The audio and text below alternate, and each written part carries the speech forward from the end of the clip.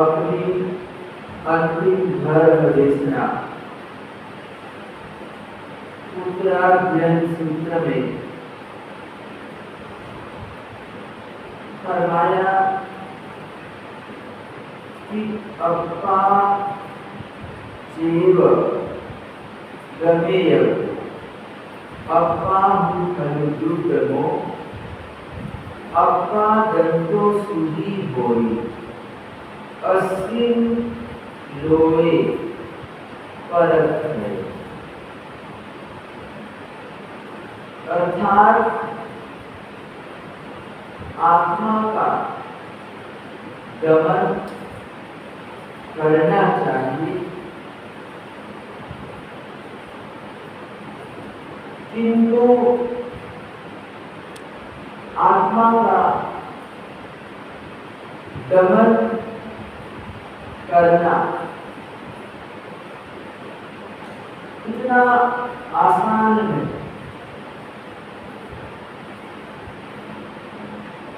बड़ी कठिनाई से, बड़ी मुश्किल से आत्मा का दमन कोई बिरला ही कर पाता है। लेकिन अगर किसी ने स्वयं पर विजय प्राप्त कर लिया, आत्मा को जीत लिया, तो ऐसा व्यक्ति इस लोक और परलोक में सुखी हो जाता है, सुखी बन जाता है। तो यहाँ पर परमात्मा ने कहा कि स्वयं को जीतना, स्वयं पर विजय प्राप्त करना। सूरवीर वो होता है जो दूसरों पर विजय प्राप्त करता है, जो दूसरों को जीतता है, वो सूरवीर कहलाता है। तो सूरवीर बनने के लिए तो शस्त्र उठाना पड़ता है। क्या करना पड़ता है? सूरवीर होने के लिए शस्त्र उठाना पड़ता है। जबकि यहाँ पर महावीर ने कहा कि स्वयं पर विजय प्राप्त करना है। क्या करना, स्वयं को जीतना। तो कहते हैं कि यहाँ पर शस्त्र की कोई जरूरत नहीं है, आवश्यकता नहीं है। यहाँ पर तो कहते हैं कि शूरवीर होने के लिए, यानी कि स्वयं पर विजय प्राप्त करने के लिए शस्त्र को छोड़ना पड़ता है। क्या करना पड़ता है, शस्त्र को छोड़ना पड़ता है।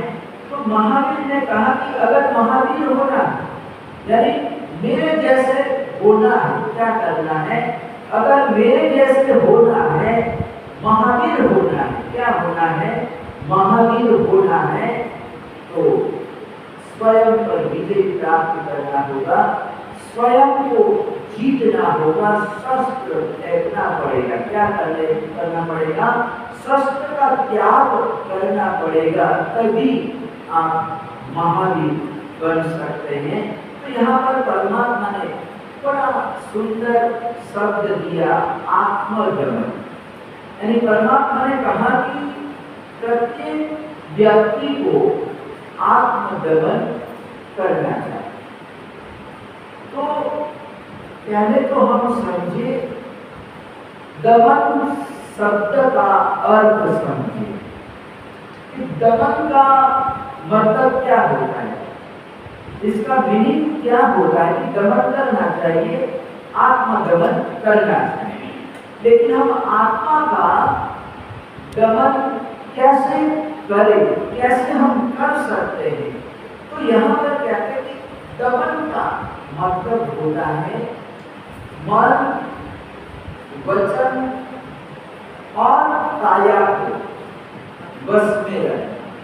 यहाँ पर दमन का मतलब है मन, वचन और काया को बस में रखना। क्या करना, जो भी हम पाप कर्मों का बंद करते हैं, कहते हैं कि उसमें तीनों की भूमिका रहती है, मन की भी रहती है, वचन की भी रहती है और अपने शरीर की भी रहती है। क्या है, इसलिए हम जब शाम को प्रतिक्रमण करते हैं तो एक छोटा सा सूत्र बोलते हैं, सर्वस्य देवस्य दुचिंत्य दुर्वास्य दुचित्य इच्छामि दुर्लभ। ऐसा हम शाम के समय प्रतिक्रमण करते हैं और प्रतिक्रमण की स्थापना करते हैं।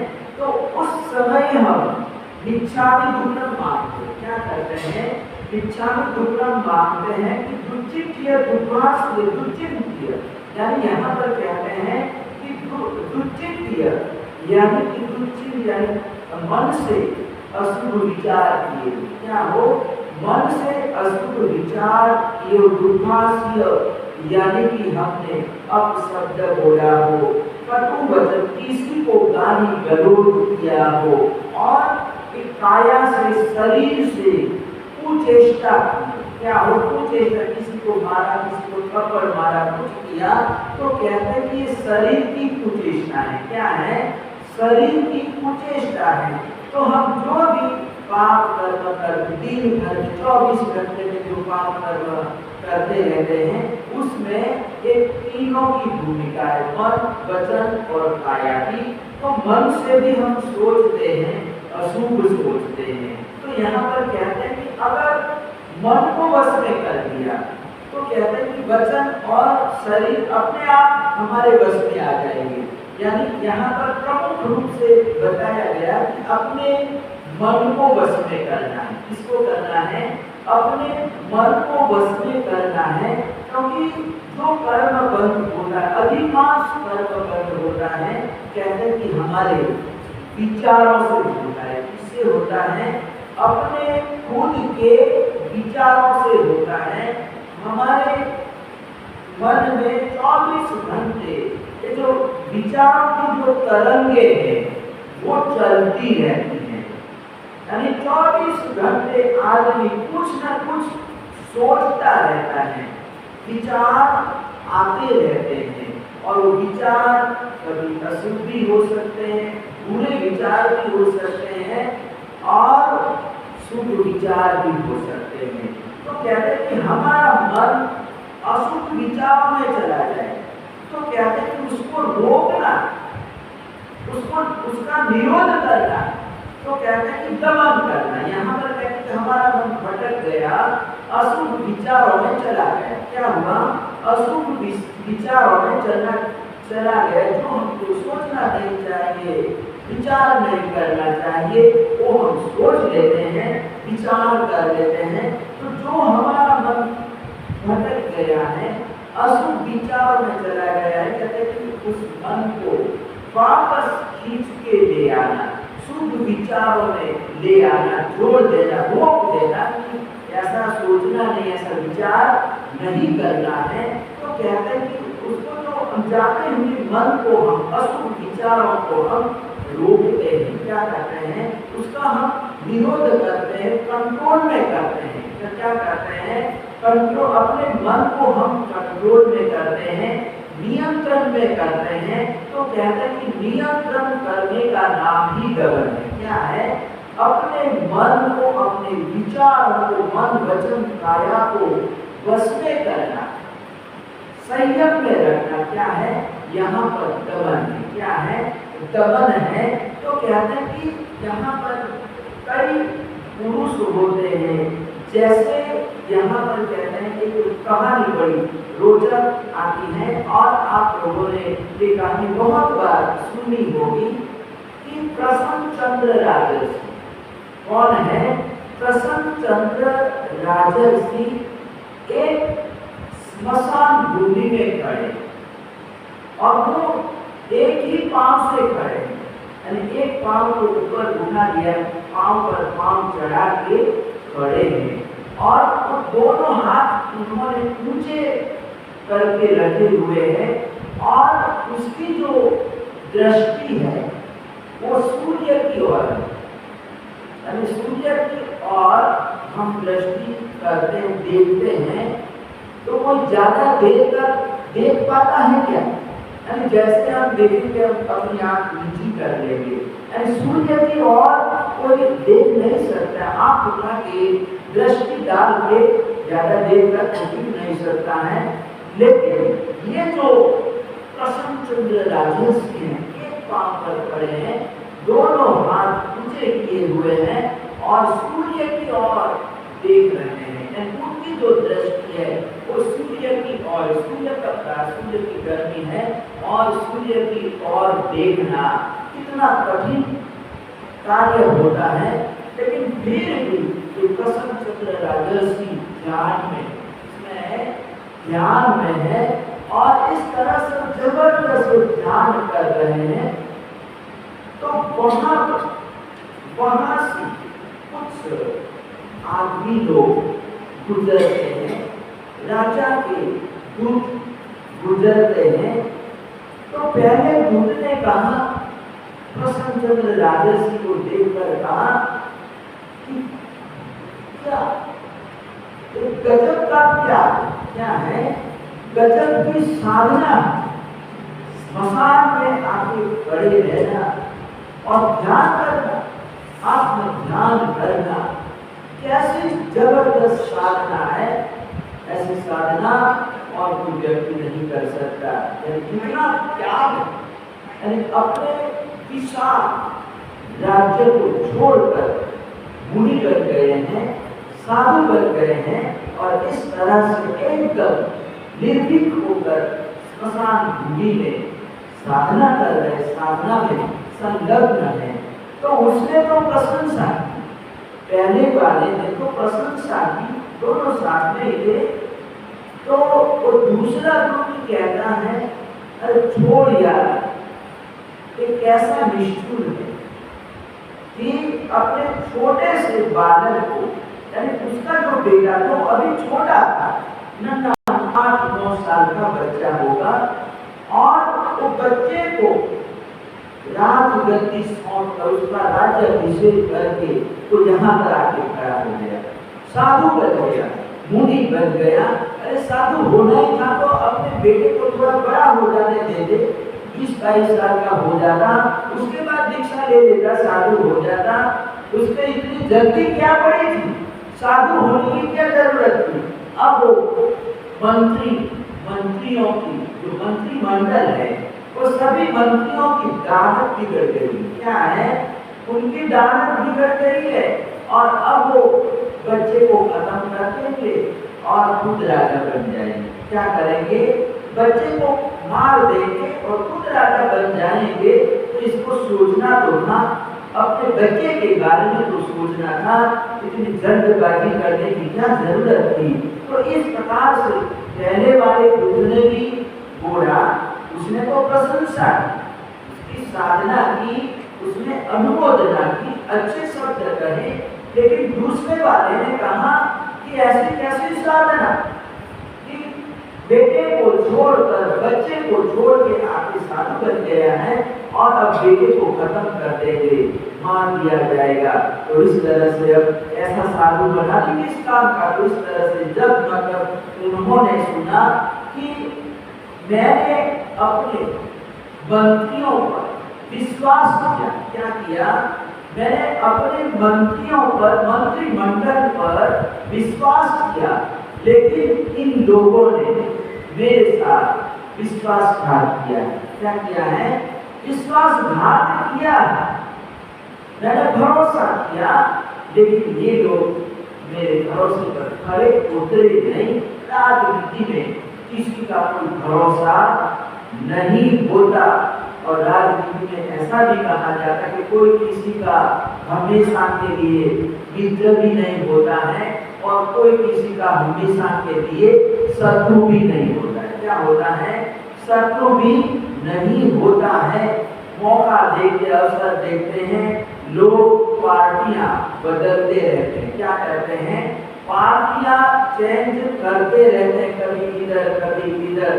तो इस तरह से कहते हैं कि राजनीति में कोई किसी का मित्र भी नहीं होता है और किसी का हमेशा के लिए शत्रु भी, दुश्मन भी नहीं रहता।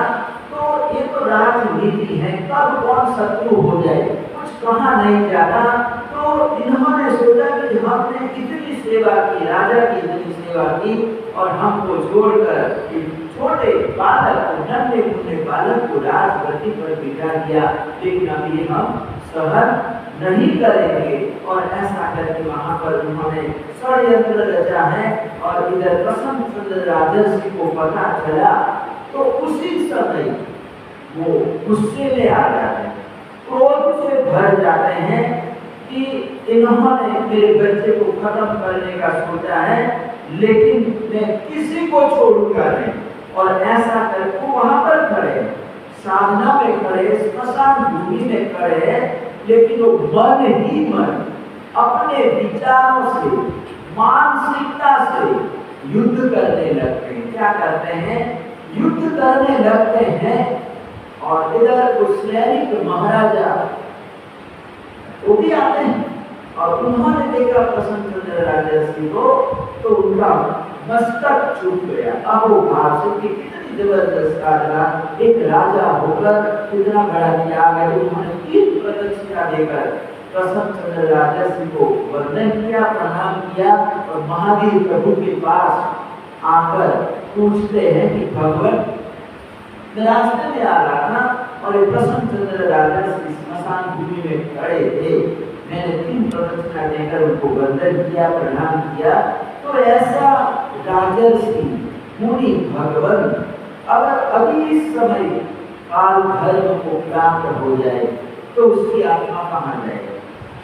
तो परमात्मा ने कहा कि हे सैनिक, अगर इस समय प्रसन्नचंद्र राजर्षि का काल धर्म हो जाता है तो वो 7वीं नरक में जाएगी, उसकी जो आत्मा है वो 7वीं नरक में जाएगी।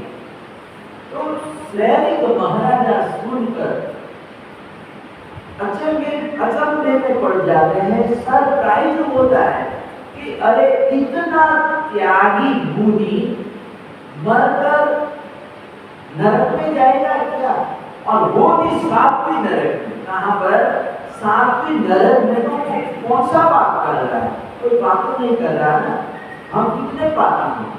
यानी मैं तो एक राजा हूं, मैं राजा हूं और ये मुनि मुनि मरकर साथी नरक में जाएगा, ये बात मेरी समझ में नहीं आ रही। दूसरी बार पूछते क्या करते हैं, दूसरी बार पूछते कि भगवान क्या बात है कि ये साधु होकर नरक में जाएगा और वो भी साथी नरक में, भी समझ में नहीं आ रहा, आप थोड़ा सा स्पष्ट करके बताइए। तो उस समय महावीर प्रभु कहते हैं कि तुम्हारे सेवक जो आ रहे थे, तो पहले सेवक ने कहा कि इतना इसका त्याग है, जबरदस्त त्याग है कि यहाँ पर स्मशान भूमि में आकर साधना कर रहा है।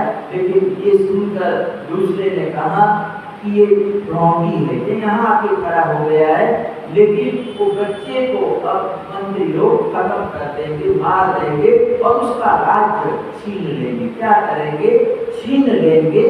तो जब दूसरे दूत की बात सुनी तो प्रसन्नचंद्र राजर्षि रौद्र ध्यान में चले जाते हैं, गुस्से से भर जाते, आवेश में भर जाते हैं और वहां पर खड़े खड़े ही युद्ध चालू कर देते हैं। क्या करते हैं, युद्ध चालू कर देते हैं। तो तूने मेरे को उस समय प्रश्न किया था, तो इसीलिए मैंने कहा कि वो सातवीं नरक में जाएगा। कहाँ जाएगा, सातवीं नरक में जाएगा। तो वार्तालाप वहां पर हो ही रहा था। दूसरी बात पूछते हैं तो उस समय परमात्मा कहते हैं वो प्रसन्नचंद्र राजर्षि सर्वार्थ सिद्ध विमान में जाएंगे। कहाँ जाएंगे, सर्वार्थ सिद्ध विमान में जाएंगे। और फिर थोड़ी देर में वहां पर देवदुंदुभी बजने लगती है, उसकी आवाज सुनाई देती है।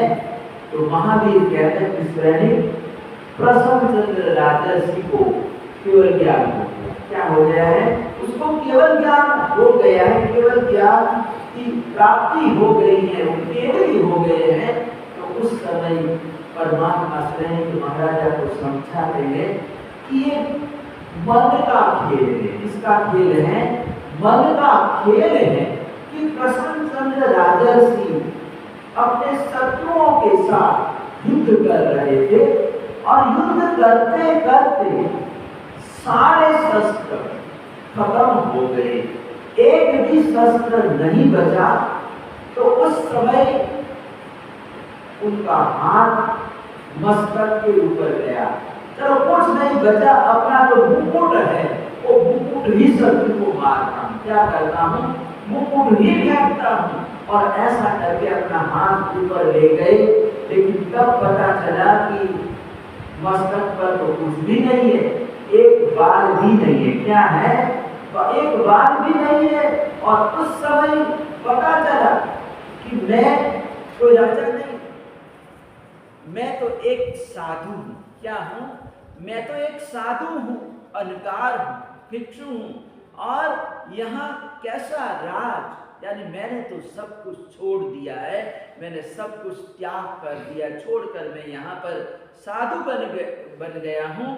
मुझे ऐसा सोचना नहीं चाहिए था। मैंने बहुत अशुभ चिंतन किया है। क्या किया है, मैंने बहुत ही अशुभ चिंतन किया है, गलत विचार किए हैं। और कहता है कि उस समय टर्निंग पॉइंट आता है। क्या आता है, टर्निंग, विचारों में टर्निंग पॉइंट आता है, यानी शुभ विचारों की ओर अपने मन को मोड़ देते हैं। और फिर छठी, पांचवी, चौथी, तीसरी, दूसरी, पहली नरक, और इस प्रकार से फिर देवलोक चालू हो जाता है कि पहले देवलोक में जाएंगे, दूसरे देवलोक में जाएंगे, तीसरे, चौथे, पांचवे, छठे, सातवें, आठवें, नौवें, 10वें, 11वें, 12वें। तो इस प्रकार से देव जैसे जैसे विचार शुभ होते जाते हैं, वैसे वैसे कहते हैं कि उनकी गति सुधरने लग जाती हैं। और आखिर सर्वार्थ सिद्ध विमान में वो 5 अनुत्तरवासी देवों में वो देवता बनने की, मतलब वो आयुष्य करने के लिए वो शुभ कर्म का बंद कर लेते हैं। लेकिन उससे भी वो आगे बढ़ते हैं, कर्म निर्जरा करते हैं। इतने शुभ विचार हो जाते हैं कि उसी समय प्रसन्नचंद्र राजर्षि को वहां पर स्मशान भूमि में खड़े खड़े केवल ज्ञान हो जाता है केवल दर्शन की प्राप्ति हो जाती, सर्वज्ञ हो जाते। क्या हो जाते हैं? सर्वज्ञ हो जाते हैं। तो कहते हैं कि यहाँ पर प्रसन्न चंद्र राजर्षि एक समय 7वीं नरक में जाने वाले थे, लेकिन उन्होंने अपने मन पर कंट्रोल किया, मन को वश में किया। क्या किया? मन को वश में किया और अशुभ विचारों में जाते हुए मन को रोका और मन को एक सही दिशा दे दी, शुभ विचारों की ओर मोड़ दिया। क्या दिया? रोका नहीं, मन को रोका नहीं, बस वो दिशा कहते हैं कि सही दे दी। यानी गलत दिशा में जो मन चला गया था उसको खींचकर सही दिशा में लगा दिया। क्या किया? सही दिशा में लगा दिया। तो कहते हैं कि दशा सुधर गई तो दिशा भी, कहते हैं कि सुधर गई, यानी दिशा सुधर गई तो उसकी दशा भी सुधर गई। क्या हुआ?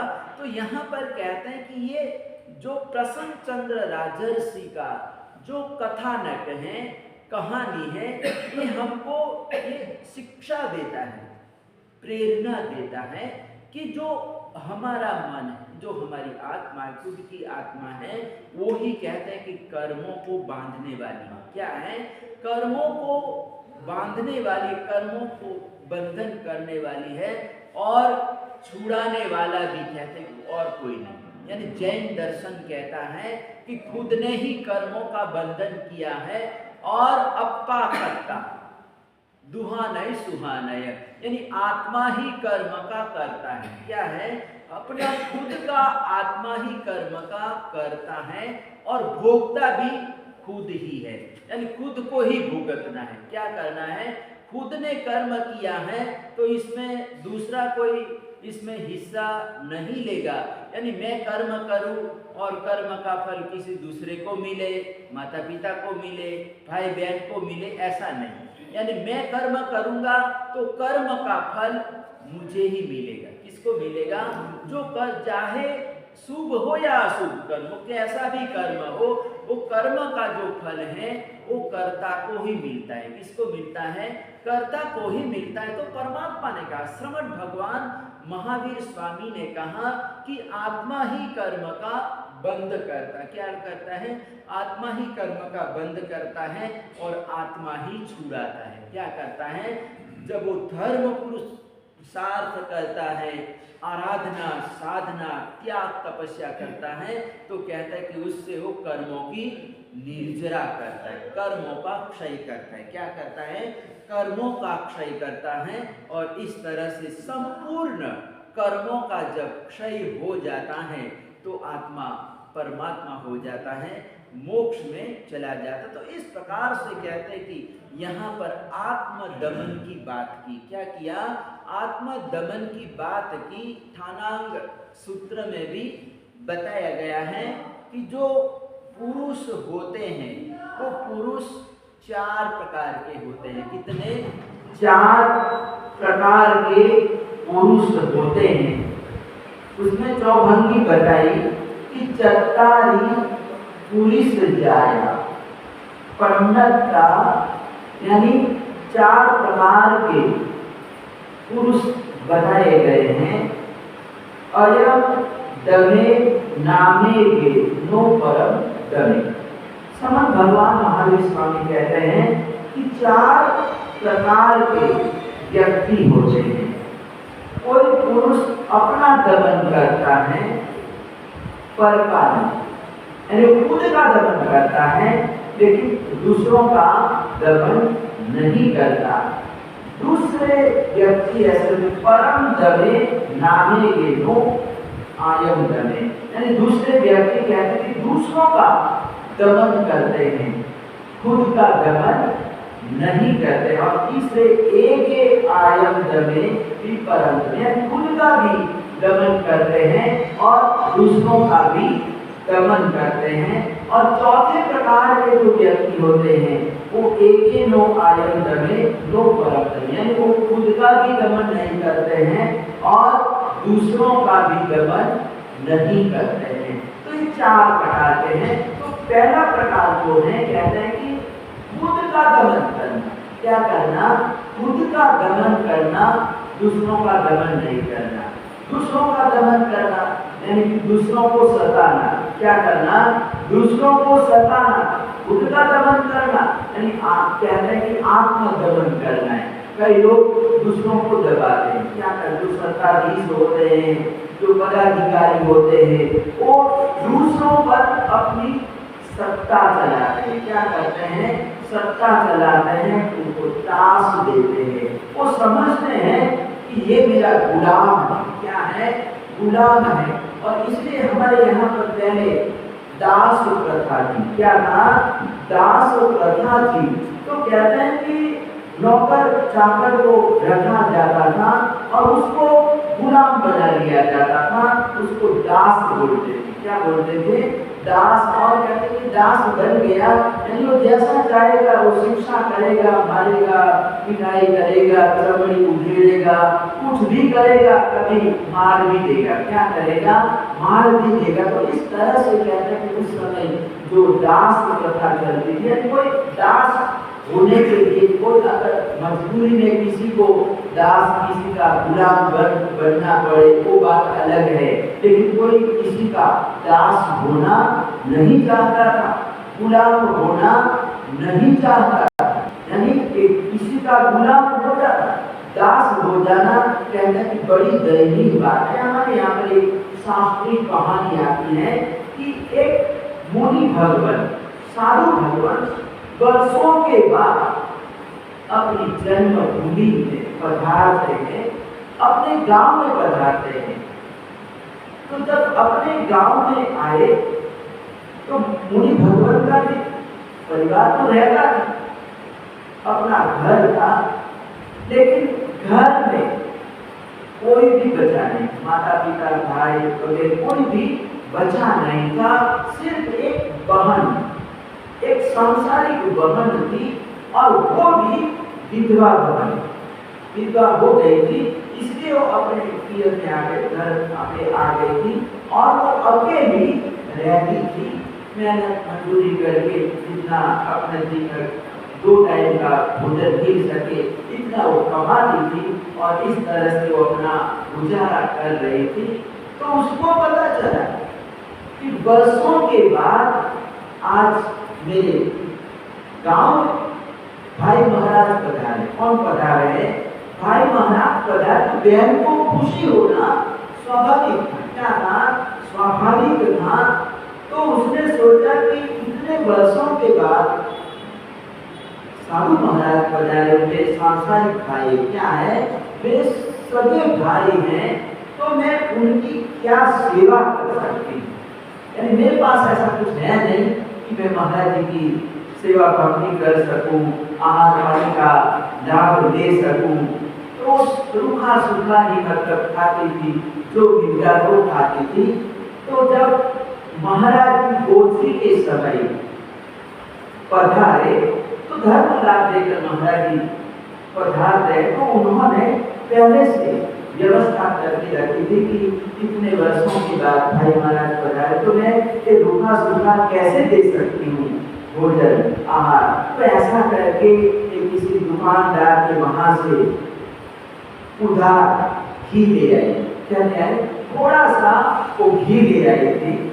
महाराज जी को पता नहीं कि मेरे कारण इसने उधार घी लाए। महाराज जी को पधारे और धर्म लाभ दिया और धर्म लाभ देके महाराज जी चले गए और फिर बिहार भी कर गए। लेकिन इधर जो घी लाई थी ना, उधार घी लाई थी, वो पैसा दे नहीं सकी और उसका ब्याज चढ़ता गया। ब्याज का ब्याज इस तरह से कहते हैं कि वो पैसा भर ही नहीं पाई, पैसा दे नहीं पाई।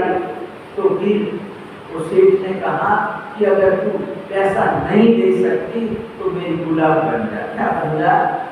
मेरी गुलाम बन जा, मेरे घर पर आ जा और जो भी हम काम बताए करना। क्या करना? तो वहां पर चली गई, उसको दास बना लिया। क्या बना लिया? और सेठ ने अपना गुलाम बना लिया और सेठ के घर रहती है और वापस दोबारा महाराज जी पधारते हैं। तो उन्होंने पूछा कि यहाँ पर मेरी बहन रहती थी, वो बहन कहाँ गई, इस बार तो दिखाई नहीं दे रही, क्या बात है। तो लोगों ने कहा कि सेठ ने उसको गुलाम बना लिया। क्या बना लिया? सेठ ने उसको गुलाम बना लिया है और सेठ के घर पर ही रहती है। और असली बात कि महाराज जी को पता चल गया किसका निमित्त मैं हूँ। ये जो गुलाम बनी है मेरी बहन, गुलाम बनी उसको दास बना लिया, दासी बना लिया, उसका निमित्त मैं बना।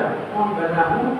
निमित्त में यहाँ पर नहीं आता और मेरे लिए उधार की नहीं लाती, तो बेचारे को उसकी गुलामी नहीं करनी पड़ती। तो फिर महाराज जी ने संकल्प किया कि इसको मैं गुलामी में से मुक्त करूंगा। क्या करूंगा? गुलामी में से मुक्त करूंगा। और ऐसा करके महाराज जी वहां पर रहते हैं, कुछ दिन चिंता करते हैं और सेठ के घर पहुंचने जाते हैं, पहुंचने जाते हैं। सेठ भी महाराज जी के पास आता है तो धीरे धीरे तो सेठ महाराज जी का भक्त बन जाता है। क्या बन जाता है? भक्त बन जाता है। तो फिर भक्त बन जाते तो कुछ सेवा कार्य तो पूछते ही है ना, कोई सेवा कार्य हो तो बताओ, मेरे योग्य कोई काम है, पैसा देना कहीं कुछ करना हो तो बताओ, कहीं लाभ देना हो तो बताओ। तो महाराज जी ने कहा कि मेरा ऐसा कोई काम नहीं है, लेकिन जो मेरी बहन तुम्हारे घर पर रहती है उसको आपने गुलाम बना लिया। क्या बना लिया है? गुलाम बना लिया है। तो उसको गुलामी में से दासता से मुक्त कर दो, बस मेरे को यही चाहिए। तो सेठ ने उसको छोड़ दिया, मुक्त कर दिया। तो किसी के नीचे रहना यानी व्यक्ति दूसरों का दमन करता है। क्या करता है? नौकर का, चाकर का दमन करना। लेकिन परमात्मा ने कहा कि हमको दूसरों का दमन नहीं करना है, खुद का दमन करना है। और दमन भी कैसे? संयम से और तप से करना है। कहाँ से करना है? संयम से और तप से हमको अपना दमन करना है। मन, वचन और काया को वश में करना है। तो आगे क्या होता है, दमन क्या चीज है, आत्मदमन क्या है, उसके बारे में हम आगे देखेंगे। तो धन्य कुमार चरित्र में अपना प्रसंग चल रहा है कि धनसार अपने पुत्रों को धर्म शिक्षा दे रहा है और अनेक कहानियां दृष्टांत देकर वो समझा रहा है कि हमको कभी भी ईर्ष्या नहीं करनी चाहिए। कोई गुणवान है तो गुणवान की प्रशंसा करनी चाहिए, कभी भी द्वेष नहीं करना चाहिए। और जो ईर्ष्यालु व्यक्ति होता है, वो ईर्ष्यालु व्यक्ति की क्या दुर्दशा होती है उसके बारे में वो कुंभकार यानी पंक्त प्रिय कुम्हार का वो दृष्टांत दे रहा है, कहानी सुना रहा है। और वो ईर्ष्यालु व्यक्ति था तो कहते हैं कि खुद के ही बच्चों ने उसको जंगल में रख दिया। कहाँ रख दिया? जंगल में छोड़ दिया। और इस तरह से बच्चों की तो अच्छी भावना थी कि अकेले पिताजी रहेंगे तो किसी से मिलेंगे जुलेंगे नहीं, तो ईर्ष्या, द्वेष, गुस्सा वगैरह कहाँ से होगा? निमित्त ही नहीं मिलेगा तो फिर एक गुस्सा वगैरह नहीं होगा। तो इस तरह से कहते हैं कि बेटों ने उसको जंगल में रख दिया था। लेकिन संयोग से राजा वहां पर पहुंच जाता है और राजा को उसने पीने के लिए ठंडा जल दिया, भोजन भी दिया। तो राजा बड़ा कृतज्ञ था। क्या था? कृतज्ञ था कि आज अगर मेरे को पीने के लिए जल नहीं मिलता, खाने के लिए भोजन नहीं मिलता तो आज मैं मर जाता। यानी मेरी इसने जान बचाई है, मेरी जान में जान आई है।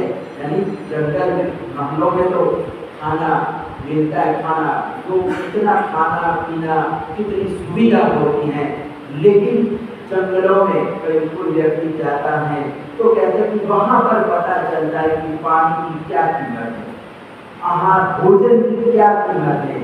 घर में तो पता नहीं चलता है, लेकिन बाहर पता चलता है कि पानी की क्या वैल्यू है, आहार की, रोटी के एक टुकड़े की भी क्या वैल्यू है, वो तो हमको बाहर पता चलता है।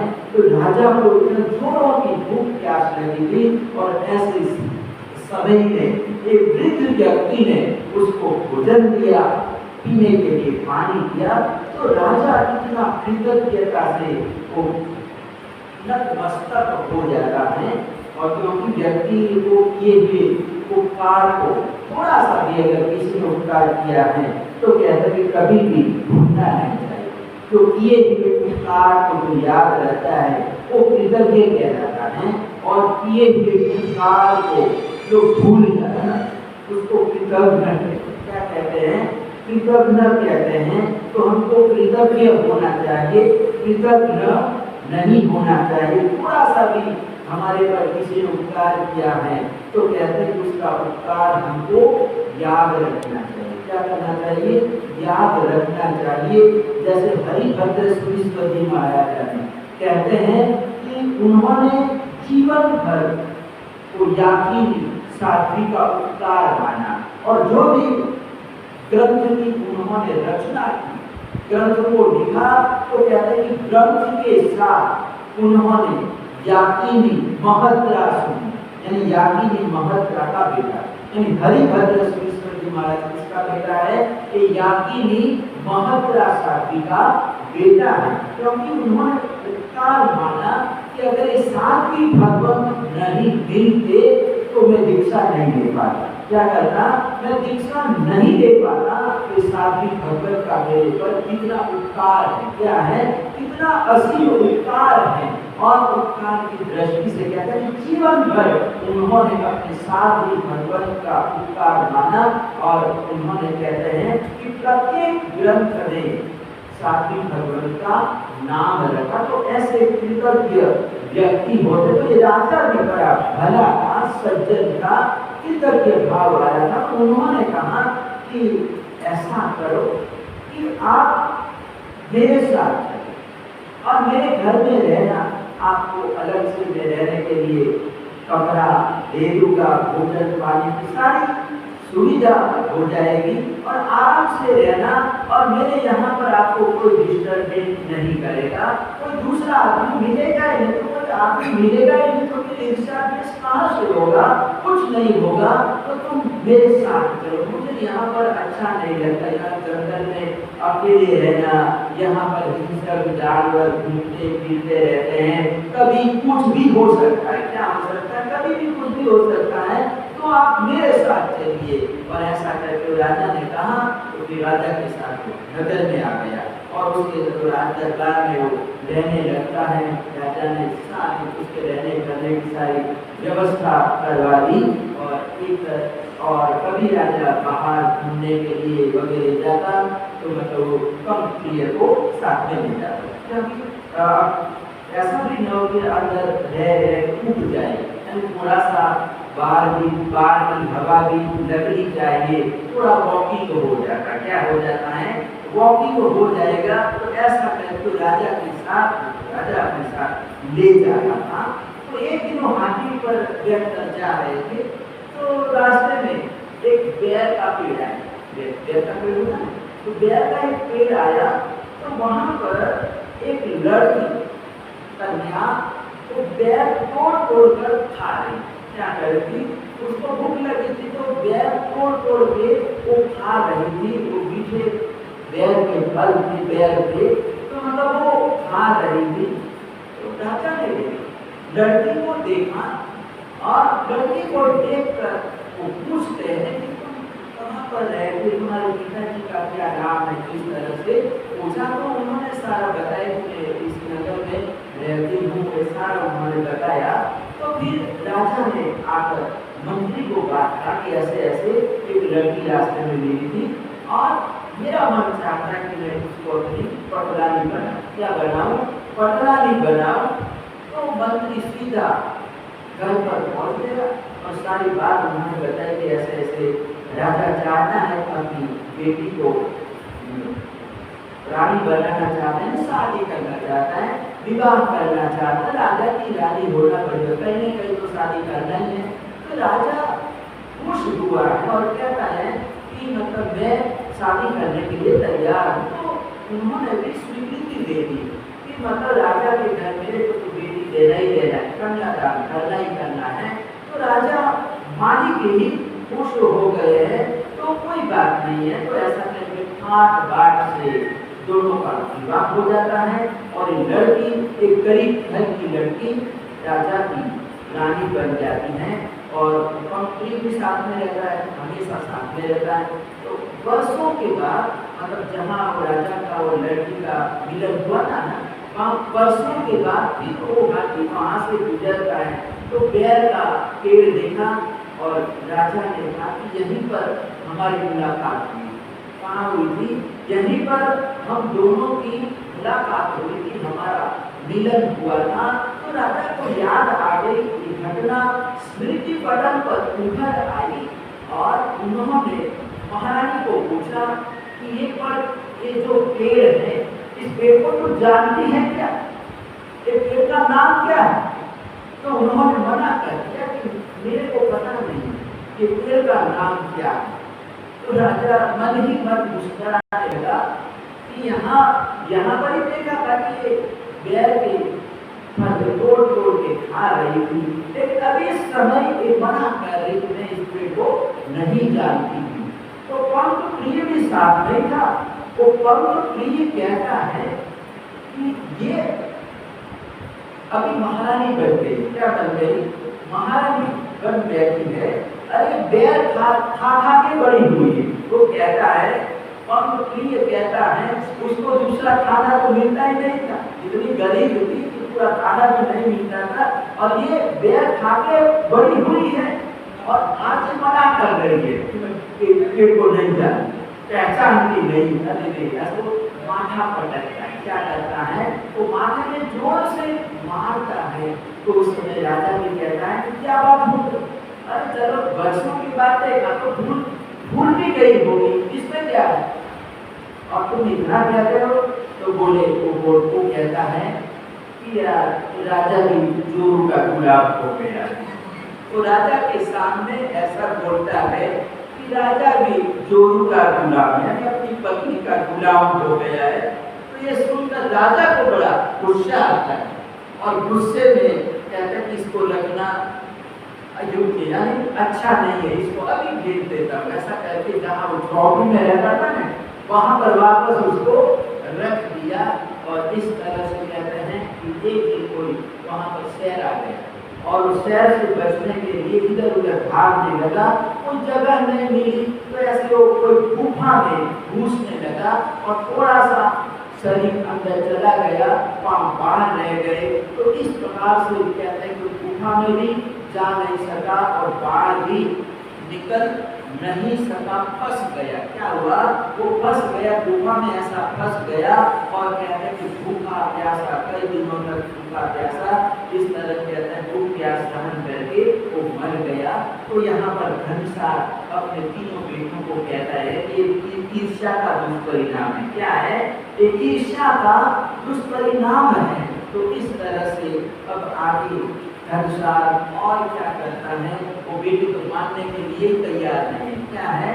बेटे अपने पिताजी की बात सुनने के लिए तैयार नहीं है, लेकिन यहाँ पर पिताजी अपने बेटों को समझाना चाहते हैं परिवार में खुशी बनी रहे, वातावरण अच्छा बना रहे, एकता बनी रहे, कोई ईर्ष्या वगैरह न करे, इस प्रकार की भावना से बात समझा रहे। तो आगे क्या होता है हमारे